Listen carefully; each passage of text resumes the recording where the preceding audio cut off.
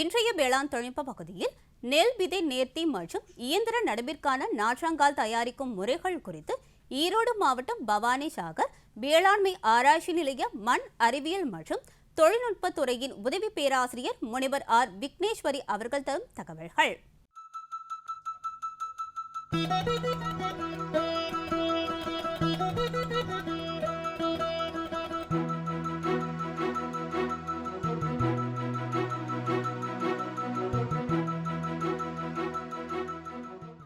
இன்று நாம் பார்க்க போகும் தலைப்பு நெல்லில் விதை நேர்த்தி மற்றும் இயந்திர நடவிற்கான நாற்றாங்கால் தயாரிப்பு முறைகள்.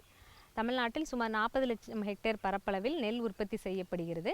குறிப்பாக குறுவை மற்றும் சம்பா சாகுபடி காலத்தில் ஆட்கள் பற்றாக்குறை காரணமாக நடவு பணியில் தொய்வு ஏற்படுகிறது. இதனால் இத்தகைய சூழலில் விவசாயிகள் நடவு இயந்திரத்தை பயன்படுத்தி குறுகிய காலத்தில் அதிக பரப்பளவை நடவு செய்ய இயலும்.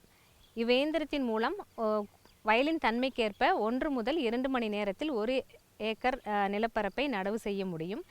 இயந்திர நடவில் மிகவும் முக்கியமானது அதன் நாற்றாங்கால் தயாரிப்பு முறையாகும். இதற்கு வழக்கமான நாற்றாங்கால் போல் அல்லாமல் தட்டு நாற்றாங்கால் அமைக்க வேண்டும்.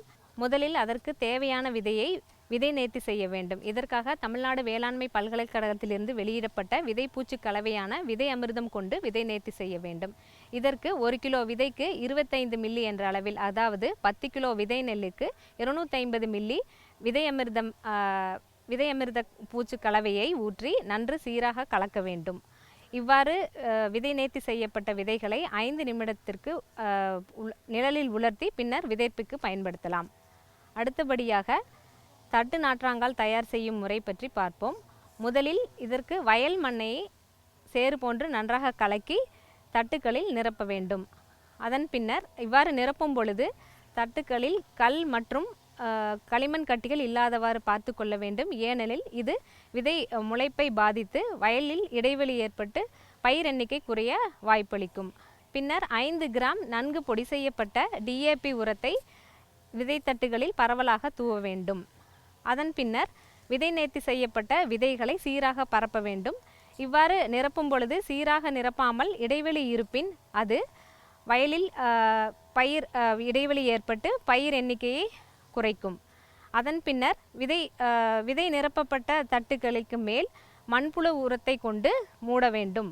இவ்வாறு தயார் செய்யப்பட்ட விதை தட்டுக்களை வயலில் மேட்டுப்பாத்திகள் அமைத்து அதன் மேல் அடுக்கி வைக்க வேண்டும். அதன் பின்னர் வைக்கோல் அல்லது தென்னங்கீற்றுகளை கொண்டு மூட வேண்டும். இவ்வாறு மூடுவதன் மூலம் பறவைகளிடமிருந்து விதைகளை காப்பாற்றலாம். மேலும் நீர் தெளிக்கும் பொழுது விதைகள் சிதறாமல் தடுக்கலாம். இத்தட்டுக்களுக்கு முதல் 5 நாட்கள் பூவாளி கொண்டு நீர் தெளிக்க வேண்டும். பின்னர் 5 நாட்கள் கழித்து இந்த வைக்கோல் அல்லது தென்னங்கீற்றுகளை நீக்கிவிட்டு மேட்டுப்பாத்திகளுக்கு இடையே உள்ள வாய்க்காலில் 2 முதல் 3 சென்டிமீட்டர் அளவு தண்ணீர் நிறுத்தி பராமரிக்க வேண்டும். 1 வாரம் கழித்து நாற்றுகளுக்கு 1% DAP கரைசலை தெளிக்க வேண்டும். இவ்வாறு தெளிப்பதன் மூலம் நாற்றின் வளர்ச்சியை மேம்படுத்தலாம். நாற்றாங்காலில் சாறு உறிஞ்சும் பூச்சிகள் தென்பட்டால் 5% வேப்பங்கொட்டை கரைசல் அல்லது 25% தயாமெத்தாக்சம் கரையும் குருணை மருந்தை 1 லிட்டருக்கு 0.5 கிராம் என்ற அளவில் கலந்து தெளிக்க வேண்டும். விதைத்து 15 நாள் ஆன நாற்றுக்களையே நடவிற்கு பயன்படுத்த வேண்டும். நாட்களின் வயது 20 நாட்களுக்கு மேல் ஆகுமானால் அதன் வளர்ச்சி அதிகமாகி அதன் வேர்கள் ஒன்றோடொன்று பின்னிக்கொள்ளும். இதனால் நடவு இயந்திரத்தின் ஊசியால் நாற்றுக்களை எளிதாக பிரிக்க இயலாமல் அது குத்தாக நடவு செய்யும். அல்லது நாற்றுகளில் வயல்களில் இடைவெளி ஏற்பட்டு அது வயலின் பயிர் எண்ணிக்கையை குறைத்து மகசூல் குறையவும் வாய்ப்புள்ளது. இது நடவுக்கு தயாராக உள்ள 15 நாட்களான நாற்றுப்படுக்கையாகும். நடவு வயலை தயார் செய்யும் பொழுது நன்றாக சேறு கலக்கி சமன்படுத்த வேண்டும். நடவிற்கு முந்தைய நாள் நடவு வயலை நீரை வடித்து விட வேண்டும். பின்னர் நடவு இயந்திரத்தை கொண்டு குறைந்த நேரத்தில் அதிக பரப்பளவை நடவு செய்ய முடியும். விவசாயிகள் மேற்கூறிய தொழில்நுட்பங்களை முறையாக கடைபிடித்து நெல் உற்பத்தியில் அதிக லாபம் பெறலாம். மேலும் விவரங்கள் பெற முனைவர் ஆர் விக்னேஸ்வரி அவர்களை 09010410932 என்ற கைபேசி எண்ணில் தொடர்பு கொள்ளலாம்.